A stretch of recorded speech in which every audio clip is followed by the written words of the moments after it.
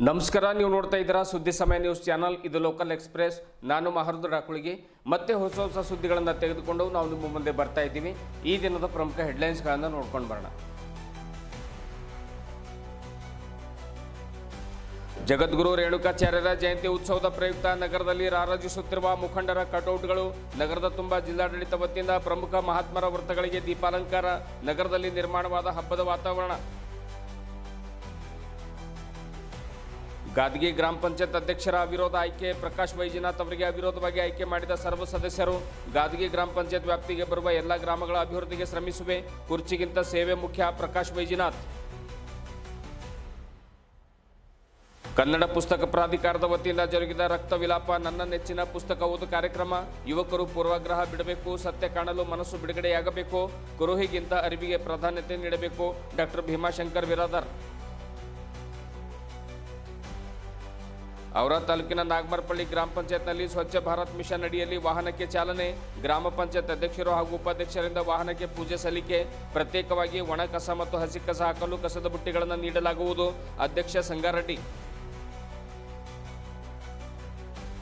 Manual ಹಾಜರಾತಿ ಮೂಲಕವೇ ವಿದ್ಯಾರ್ಥಿಗಳ ಲೆಕ್ಕ ಕೊಟ್ಟು ಹಣ ಲೂಟಿ ಮಾಡ್ತಾ ಇದ್ದಾರೆ. ಬಿಸಿಎಂ ಜಿಲ್ಲಾ ಅಧಿಕಾರಿ ಸಂಗೀತಾ ಅವರ ಮೇಲೆ ಗಗನ್ ಫುಲೆ ಗಂಭೀರ ಆರೋಪ. ಅಮಾನತುಗೊಳಿಸುವಂತೆ ಆಗ್ರಹ. ಇಂದಿನ ಒಂದಿಷ್ಟು ವಾರ್ತೆಗಳ ವಿವರಗಳನ್ನು ನೋಡ್ಕೊಂಡು ಬರೋಣ. ಮಾರ್ಚ್ 12ರಂದು ನಗರದ ಜಿಲ್ಲಾ ರಂಗಮಂದಿರದಲ್ಲಿ ಜರುಗಲಿರುವಂತಹ ಜಗದ್ಗುರು ರೇಣುಕಾಚಾರ್ಯರ ಜಯಂತಿ ಉತ್ಸವದ ಪ್ರಯುಕ್ತವಾಗಿ ನಗರದಲ್ಲಿ ಕಟೌಟ್ಗಳು ಎಲ್ಲೆಡೆ ರಾರಾಜಿಸ್ತಾ ಇವೆ. ಗುಂಪಾ ರಸ್ತೆಯಿಂದ ಹಿಡಿದು ನೌಬಾದ್ವರೆಗೆ ನೂರಾರು ಕಟೌಟ್ಗಳನ್ನು ಹಾಕಲಾಗಿದೆ, ಪ್ರಚಾರ ನೀಡ್ತಾ ಇವೆ. ಸ್ವಾಗತ ಸಮಿತಿ ಅಧ್ಯಕ್ಷರಾದ ಶಾಸಕ ಡಾಕ್ಟರ್ ಶೈಲೇಂದ್ರ ಕೆ ಬೆಲ್ದಾಳೆಯವರಿಂದ ಹಿಡಿದು ಜಂಗಮ ಸಮಾಜದ ಮುಖಂಡರ ಹಾಗೂ ಇನ್ನಿತರ ಸಂಘ ಸಂಸ್ಥೆಗಳ ಪ್ರಮುಖರ ಭಾವಚಿತ್ರಗಳು ಜಯಂತಿ ಉತ್ಸವಕ್ಕೆ ಕೈಬೀಸಿ ಕರೀತಾ ಇವೆ.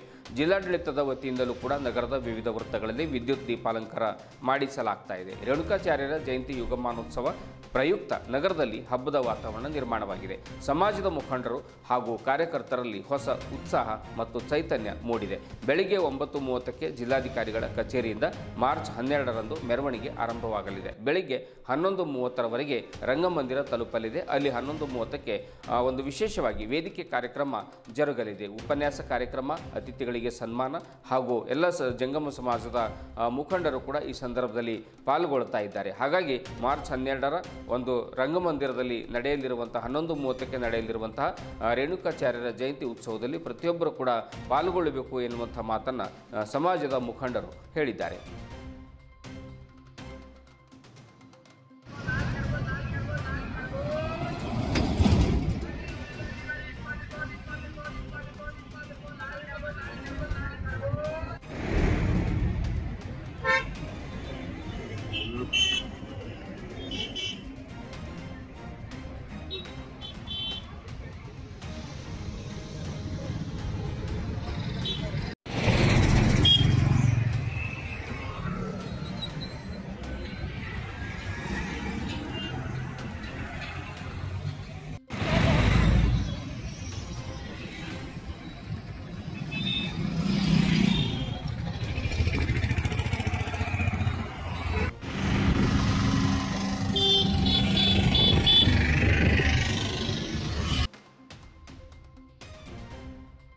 ಬೀದರ್ ತಾಲೂಕಿನ ಗಾದಗಿ ಗ್ರಾಮ ಪಂಚಾಯತ್ಗೆ ಹೊಸ ಅಧ್ಯಕ್ಷರನ್ನು ಅವಿರೋಧವಾಗಿ ಆಯ್ಕೆ ಮಾಡಲಾಗಿದೆ.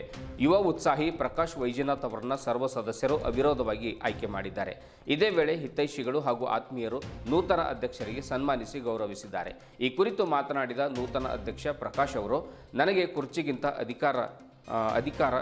ಕುರ್ಚಿ ಅಧಿಕಾರ ಇದ್ಯಾವುದೂ ಕೂಡ ಮುಖ್ಯವಲ್ಲ. ಇದರ ಮೂಲಕ ಜನಸೇವೆ ಮುಖ್ಯ.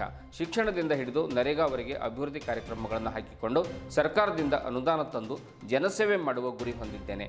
ಪಕ್ಷಾತೀತವಾಗಿ ಎಲ್ಲರನ್ನೂ ಕೂಡ ಪರಿಗಣನೆಗೆ ತೆಗೆದುಕೊಂಡು ಮಾದರಿ ಕಾರ್ಯ ಮಾಡಿ ತೋರಿಸ್ತೇನೆ ಎನ್ನುವಂಥ ಮಾತನ್ನು ಹೇಳಿದರು. ನನ್ನ ಮೇಲೆ ವಿಶ್ವಾಸವಿಟ್ಟು ಅವಿರೋಧವಾಗಿ ಅಧ್ಯಕ್ಷರನ್ನಾಗಿ ಆಯ್ಕೆ ಮಾಡಿದ್ದಕ್ಕಾಗಿ ಸರ್ವ ಸದಸ್ಯರಿಗೆ ಕೃತಜ್ಞತೆಗಳನ್ನು ಸಲ್ಲಿಸುತ್ತೇನೆ ಎಂದು ಪ್ರಕಾಶ್ ತಿಳಿಸಿದರು. ಇದೇ ವೇಳೆ ಸರ್ವ ಸದಸ್ಯರನ್ನು ಕೂಡ ಈ ಸಂದರ್ಭದಲ್ಲಿ ಸನ್ಮಾನಿಸಲಾಯಿತು.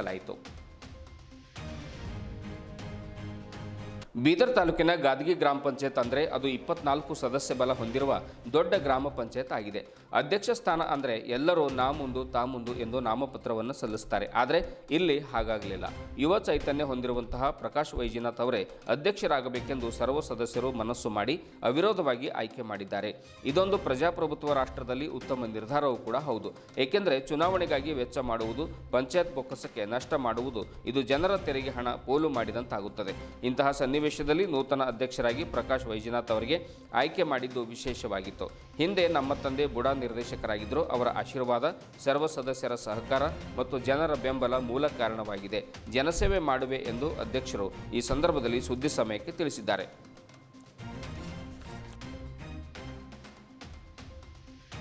ಮಂದಿರಗಳು ಮತ್ತು ಚರ್ಚ್ ಸುತ್ತ ಏನು ಕೆಲಸ ಇದ್ದರೂ ನಾವು ಮಾಡೀನಿ. ಮತ್ತು ಕುಡಿಯುವ ನೀರಿಂದು ಸರ್ ಸುಮಾರು ನಾವು ಒಂದು 4-5 ಏನೋ ಬೋರ್ವೆಲ್ ಮಾಡೀನಿ ಸರ್ ಕುಡಿಯೋ ನೀರಿನ ಸಲುವಾಗಿ. ಎಸ್ಪೆಷಲಿ ಸರ್ ನಾನು ಶಿಕ್ಷಣ ನನ್ನ ಏರಲ್ಲಿ ಪ್ರೈಮರಿ ಸ್ಕೂಲ್ ಇದೆ ಸರ್. ಆ ಪ್ರೈಮರಿ ಸ್ಕೂಲಲ್ಲಿ ಹೆಚ್ಚು ಹುಡುಗರು ಅಂದ್ರೆ SC ST ಹಿಂದುಳಿದ ಜನ ಅರ ಸರ್ ಗೌರ್ಮೆಂಟ್ ಸ್ಕೂಲಲ್ಲಿ. ಆ ಸ್ಕೂಲಿಗೆ ನಾನು ವಾರಕ್ಕೆ ಒಂದು ಸಲ ಅಂತೂ ಹೋಗ್ತೀನಿ.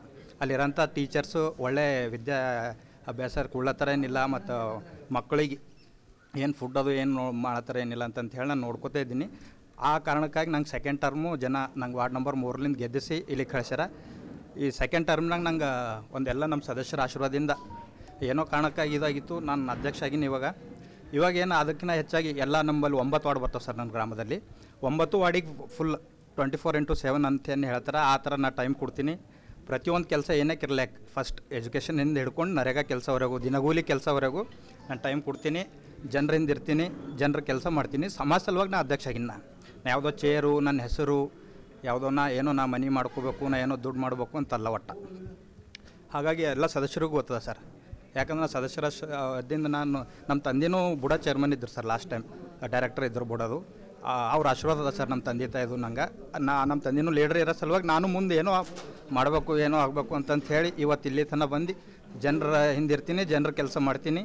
ನಮ್ಮ ಗ್ರಾಮ ಪಂಚಾಯತಿ ವ್ಯಾಪ್ತಿಯಲ್ಲಿ ಏನೇ ಇದ್ರೂ ಸರ್ಕಾರ ಅನುದಾನ ತಂದು ಇನ್ನೂ ಹೆಚ್ಚಿಗೆ ನಾನು ಇನ್ನೊಂದು ಸರ್ ನಂಗೆ ಯಾವುದೇ ಪಾರ್ಟಿ ಈಗ ನಮ್ಮ ಬೀದರಲ್ಲಿ ಈಗ ಶಾಸಕರು ಇದ್ದಾರೆ ಸರ್ ಕಾಂಗ್ರೆಸ್ ಪಾರ್ಟಿನವ್ರು.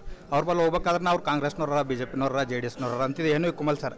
ಇವತ್ತು ನಾ ಗ್ರಾಮ ಪಂಚಾಯತ್ ಅಧ್ಯಕ್ಷ ಇದ್ದೀನಿ. ಏನಕ್ಕೆ ತಂದು ಸರ್ಕಾರ ಅನುದಾನಗಳು ತಂದು ನನ್ನ ಊರು, ನನ್ನ ವ್ಯಾಪ್ತಿ, ನನ್ನ ಗ್ರಾಮ ಪಂಚಾಯತ್ ವ್ಯಾಪ್ತಿ ಎಲ್ಲ ಡೆವಲಪ್ ಮಾಡ್ಕೋತೀನಿ ಅಂತ ಹೇಳಕ್ಕೆ ಇಷ್ಟಪಡ್ತೀನಿ ಸರ್. ಇವತ್ತು ವಿರೋಧವಾಗಿ ಆಯ್ಕೆ ಮಾಡಿದ್ರೆ ಎಲ್ಲ ಸದಸ್ಯರಿಗೆ ಏನು ಹೇಳಕ್ಕೆ ಇಷ್ಟಪಡ್ತೀನಿ ಸರ್? ಸದಸ್ಯರಿಗೆ ಹೌದು ಸರ್, ಹಾಕಿಲ್ಲ ಸರ್. ಯಾಕೆ ಹಾಕಿಲ್ಲ ಸರ್ ಅಂದ್ರೆ ನಾನು ಈಗ 10 ವರ್ಷ 15 ವರ್ಷ ನಾನು ರಾಜಕೀಯದಲ್ಲೇ ಇದ್ದೀನಿ ಸರ್. ಮತ್ತು 10 ವರ್ಷ ಗ್ರಾಮ ಪಂಚಾಯತ್ ಸದಸ್ಯ ಇದ್ದೀನಿ. ನಾನು ಒಡನಾಟಗಳು ನೋಡಿ ಮತ್ತು ನಮ್ಮ ಊರಲ್ಲಿ ಏನೋ ನಮ್ಮ ಗ್ರಾಮ ಪಂಚಾಯತ್ ವ್ಯಾಪ್ತಿಯಲ್ಲಿ ಏನೋ ಡೆವಲಪ್ಮೆಂಟ್ ಕೆಲಸ ಆಗ್ತಾವೆ ಅಂತಂತ ಹೇಳಿಬಿಟ್ಟು ಪಾಪ ಯಾರೂ ಹಾಕಿಲ್ಲ. ಎಲ್ಲರೂ ನಂಗೆ ಸಹಕಾರ ಮಾಡ್ಯಾರ ಸರ್. ನಮ್ಮಲ್ಲಿ 24 ಮಂದಿ ಸದಸ್ಯರಿದ್ದೀವಿ. 24 ಜನ ಸದಸ್ಯರು ನಂಗೆ ಎಲ್ಲರೂ ಸಹಕರಿಸ್ಯಾರ ಅಂತ ಹೇಳಕ್ಕೆ ಇಷ್ಟಪಡ್ತೀನಿ ಸರ್. ಓಕೆ, ಧನ್ಯವಾದ ಸರ್.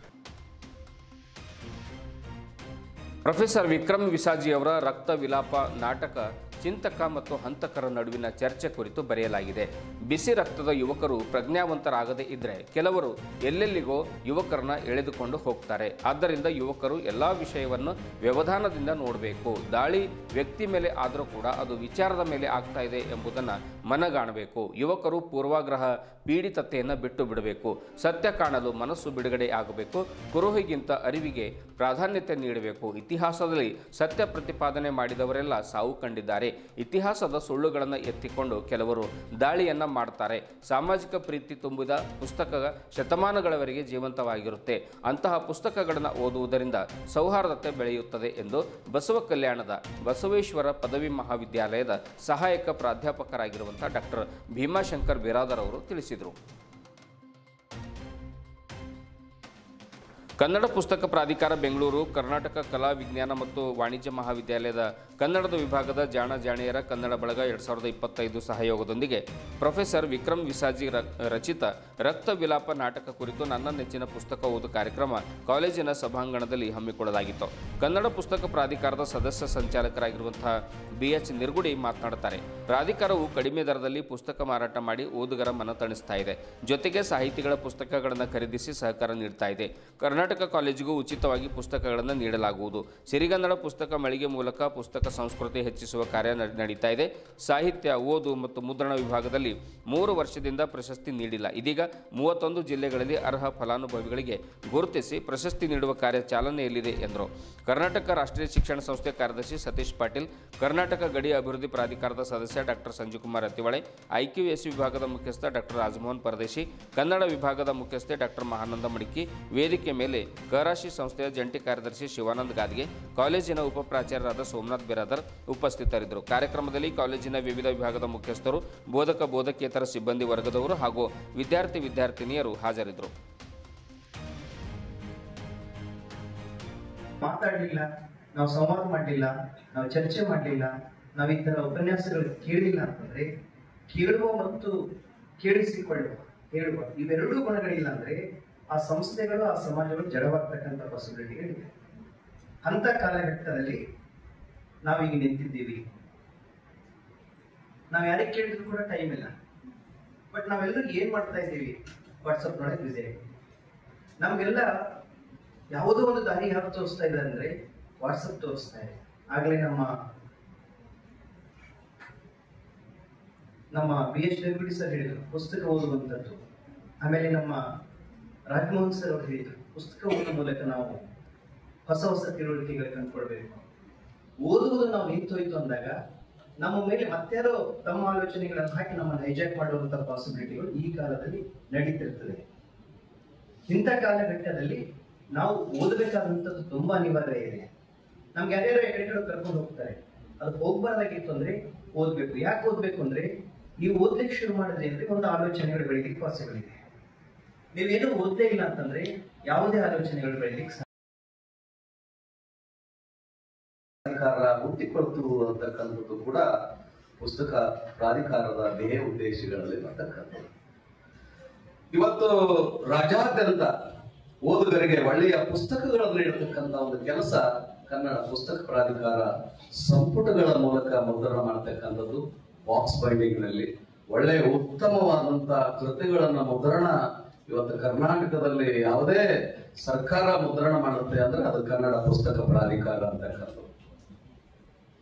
ಇವತ್ತು ಸುಮಾರು 500 ಪುಟಗಳ ಪುಸ್ತಕ ಕೇವಲ 200 ರೂಪಾಯಿ, 100 ರೂಪಾಯಿ ಹೀಗೆ ಅತಿ ಕಡಿಮೆ ಬೆಲೆಯಲ್ಲಿ ಮಾರಾಟ ಮಾಡತಕ್ಕಂಥದ್ದು ಅದು ಸರ್ಕಾರದ ವತಿಯಿಂದ ಇರುವುದರಿಂದ ಅತಿ ಕಡಿಮೆ ಬೆಲೆಯಲ್ಲಿ ಸಿಗ್ತಕ್ಕಂಥ ಪುಸ್ತಕಗಳು. ಈ ರೀತಿ ಒಟ್ಟಾರೆಯಾಗಿ ಕನ್ನಡ ಭಾಷೆ, ಸಾಹಿತ್ಯ, ವಿವಿಧ ಜ್ಞಾನ ಶಿಸ್ತುಗಳನ್ನ ಈ ಪುಸ್ತಕಗಳ ಮೂಲಕ ಅರಿವು ಮೂಡಿಸಬೇಕು ಅನ್ನುವ ಉದ್ದೇಶದಿಂದ ಇಂತಹ ಒಂದು ಸಂಸ್ಥೆಯನ್ನ ಸರ್ಕಾರ ಪ್ರಾರಂಭ ಮಾಡಿತು ಅಂತಕ್ಕಂಥದ್ದು.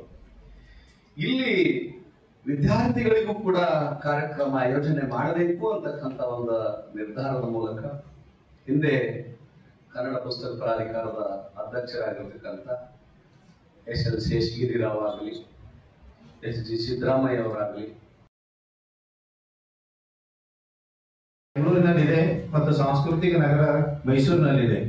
ಇದನ್ನು ನಾವು ಪಡೆದೋಡಿಸುವ ನಿಟ್ಟಿನಲ್ಲಿ ಸಾಕಷ್ಟು ಪ್ರಯತ್ನವನ್ನು ಮಾಡ್ತಾ ಇದ್ದೀವಿ. ಇವತ್ತು ಬೀದರ್ ಜಿಲ್ಲೆ ಸಾಂಸ್ಕೃತಿಕ ನಗರವಾಗಿ ಬೆಳೀತಕ್ಕಂಥದ್ದು ಬಹಳಷ್ಟು ಹೆಮ್ಮೆಯ ವಿಷಯ ಆಗಿದೆ.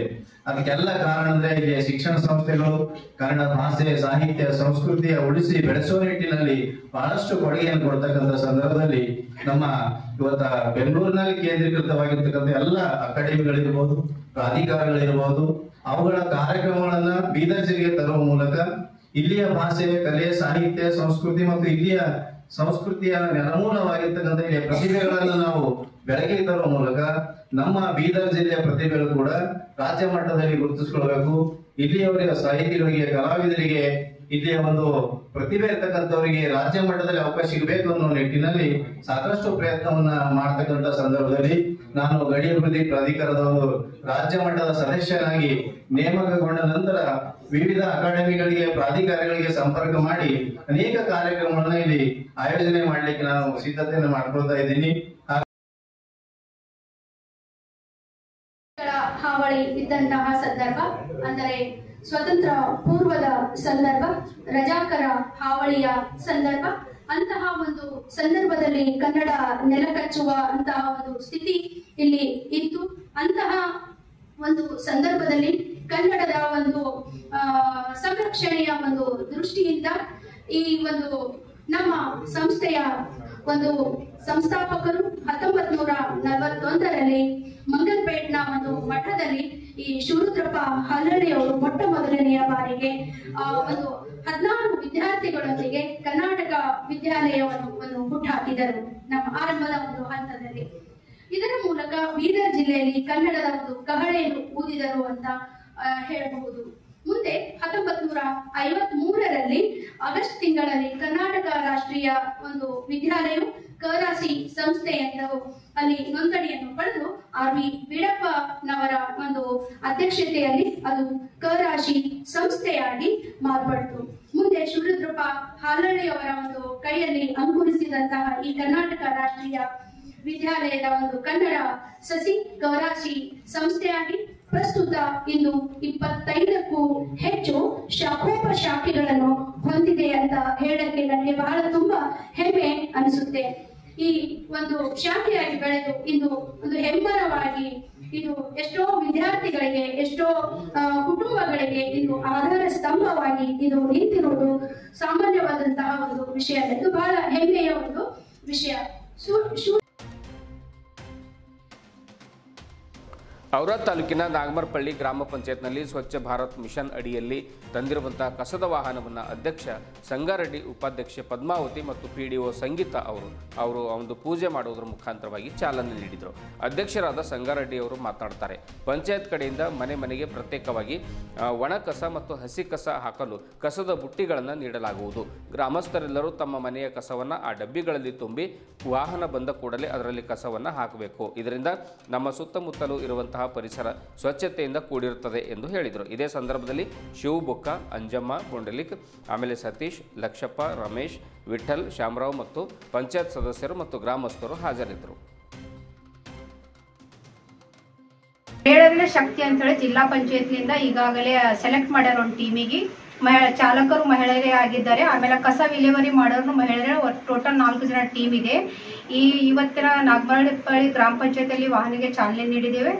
ಅಧ್ಯಕ್ಷರು, ಉಪಾಧ್ಯಕ್ಷರು, ಸರ್ವ ಸದಸ್ಯರು ಹಾಗೂ ಊರಿನ ಸಹಕಾರದೊಂದಿಗೆ ಈ ಕೆಲಸವನ್ನು ಚಾಲನೆ ಕೊಟ್ಟಿದ್ದೆವು. ಇದರಿಂದ ಹಳ್ಳಿಯನ್ನು ಕ್ಲೀನ್ ಆಗಿ ಇಡಬೇಕು. ಆಮೇಲೆ ಒಣ ಕಸ, ಹಸಿ ಕಸ ಎರಡು ವಿಂಗಡಣೆ ಮಾಡಿ ಇದರಿಂದ ಸ್ವಚ್ಛವಾಗಿ ಗ್ರಾಮವನ್ನು ಎಲ್ಲೇ ಕಸ ರಸ್ತೆಗಳಲ್ಲಿ ಬೀದಿಗಳಲ್ಲಿ ಕಸವನ್ನು ವಿಲೇವಾರಿ ಆಗಬಾರ್ದು.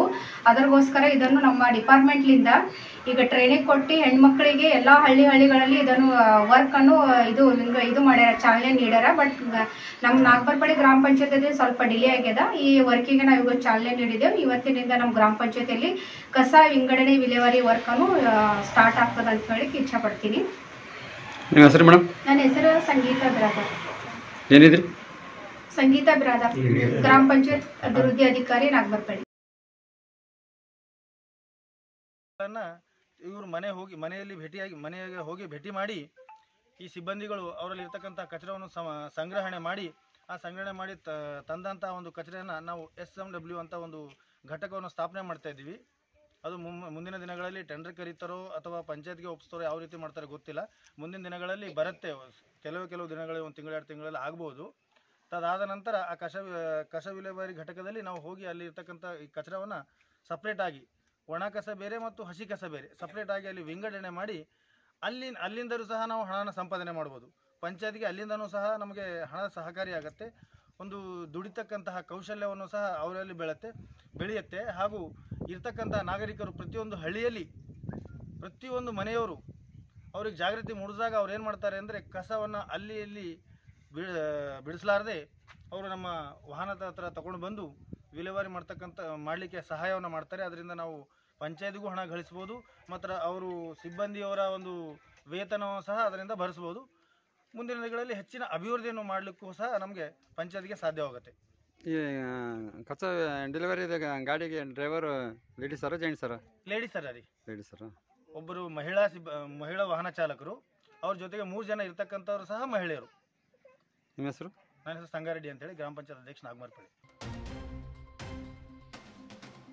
ಜಿಲ್ಲಾ ಹಿಂದುಳಿದ ವರ್ಗಗಳ ಕಲ್ಯಾಣ ಅಧಿಕಾರಿ ಸಂಗೀತಾ ಬಿರಾದರ್ ಅವರನ್ನು ಕೂಡಲೇ ಅಮಾನತುಗೊಳಿಸಬೇಕೆಂದು ಪ್ರಜಾಪ್ರಭುತ್ವ ಸಂರಕ್ಷಣಾ ಸಮಿತಿಯ ಸಂಸ್ಥಾಪಕರಾಗಿರುವಂತಹ ಅಧ್ಯಕ್ಷರಾಗಿರುವಂತಹ ಗಗನ್ ಫುಲೆ ಆಗ್ರಹಿಸಿದರು. ಮಂಗಳವಾರ ಜಿಲ್ಲಾ ಪತ್ರಿಕಾ ಭವನದಲ್ಲಿ ಕರೆದ ಸುದ್ದಿಗೋಷ್ಠಿಯನ್ನು ಉದ್ದೇಶಿಸಿ ಮಾತನಾಡಿರುವಂತಹ ಅವರು, ರಾಜ್ಯ ಸರ್ಕಾರ ಮೆಟ್ರಿಕ್ ಪೂರ್ವ ಮತ್ತು ಮೆಟ್ರಿಕ್ ನಂತರದ ವಿದ್ಯಾರ್ಥಿ ನಿಲಯಗಳಲ್ಲಿ ವಿದ್ಯಾರ್ಥಿಗಳ ಹಾಜರಾತಿಗೆ ಬಯೋಮೆಟ್ರಿಕ್ ಕಡ್ಡಾಯಗೊಳಿಸಿದೆ. ಆದರೆ ಬಹುತೇಕ ಹಾಸ್ಟೆಲ್ಗಳಲ್ಲಿ ಮ್ಯಾನ್ಯುವಲ್ ಹಾಜರಾತಿ ಮೂಲಕವೇ ವಿದ್ಯಾರ್ಥಿಗಳ ಲೆಕ್ಕ ಕೊಟ್ಟು ಹಣ ಲೂಟಿ ಹೊಡಿತಾ ಇದ್ದಾರೆ ಎಂದು ಗಂಭೀರ ಆರೋಪ ಮಾಡಿದರು. ತಾಂತ್ರಿಕ ಸಮಸ್ಯೆ ನೆಪ ಒಡ್ಡುತ್ತಿರುವ ಹಾಸ್ಟೆಲ್ ವಾರ್ಡನ್ಗಳು ಮ್ಯಾನ್ಯುವಲ್ ಮೂಲಕ ವಿದ್ಯಾರ್ಥಿಗಳ ಹಾಜರಾತಿಯನ್ನು ಪಡಿತಾ ಇದ್ದಾರೆ. ವಿದ್ಯಾರ್ಥಿಗಳು ಗೈರಾಗಿದ್ದರೂ ಕೂಡ ಹಾಜರಾತಿಯನ್ನು ಲೆಕ್ಕವನ್ನು ಕೊಟ್ಟು ಹಣವನ್ನು ಲೂಟಿ ಮಾಡ್ತಾ ಇದ್ದಾರೆ ಎನ್ನುವಂಥ ಗಂಭೀರ ಆರೋಪವನ್ನು ಫುಲೆ ಮಾಡಿದರು.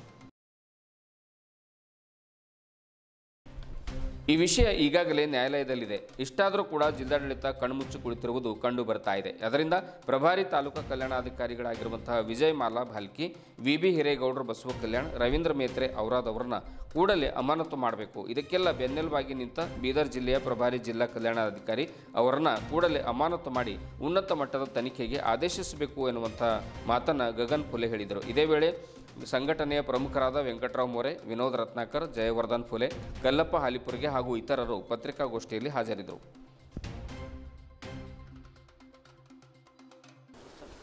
ಸಂಗೀತಾ ಬಿರಾದರ್ ಅವರು ಭ್ರಷ್ಟ ಅಧಿಕಾರಿಗಳು ಕಂಡು ಬರ್ತಿದ್ದಾರೆ. ಅದು ಒಂದೊಂದಾಗಿ ನಾನು ನಿಮ್ಗೆ ಈ ಪತ್ರಿಕಾ ಮುಖಾಂತರ ಹೇಳಕ್ಕೆ ಇಷ್ಟಪಡ್ತೀನಿ. ಏನದಂದ್ರೆ ಈ ಒಂದೊಂದು ತಾಲೂಕದಲ್ಲಿ ಭಾಲ್ಕಿ ತಾಲೂಕು ಇಡ್ರಿ, ಬಾಲ್ಕ ತಾಲೂಕದಲ್ಲಿ 16, 17, 15 ಹಿಂಗೆ ಒಟ್ಟಾರೆ ಹಾಸ್ಟೆಲ್ಗಳಿವೆ.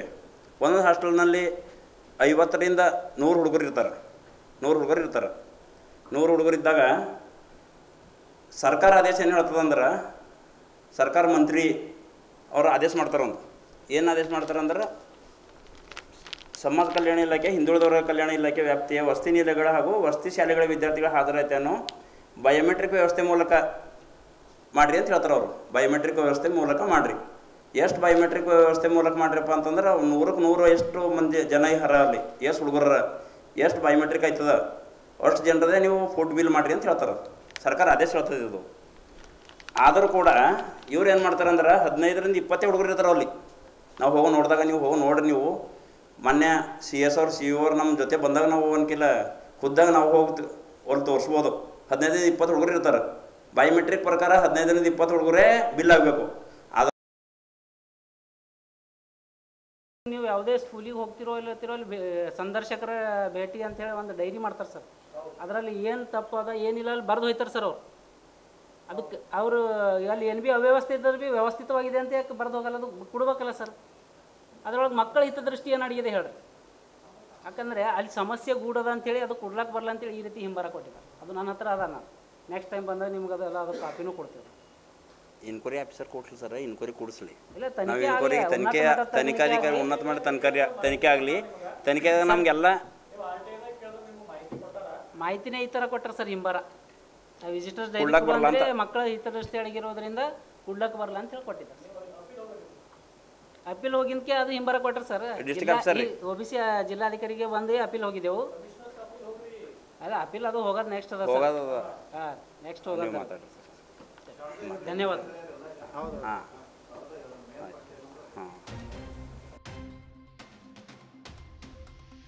ಇದುವರೆಗೂ ಸುದ್ದಿ ಕೊಟ್ಟಿರುವ ನಾನು ಮಾರುದ್ರ ಹಾಕೊಳಗಿ. ಮತ್ತೆ ಮುಂದಿನ ವಾರ್ತೆಗಳೊಂದಿಗೆ ಭೇಟಿಯಾಗೋಣ. ವಂದನೆಗಳು.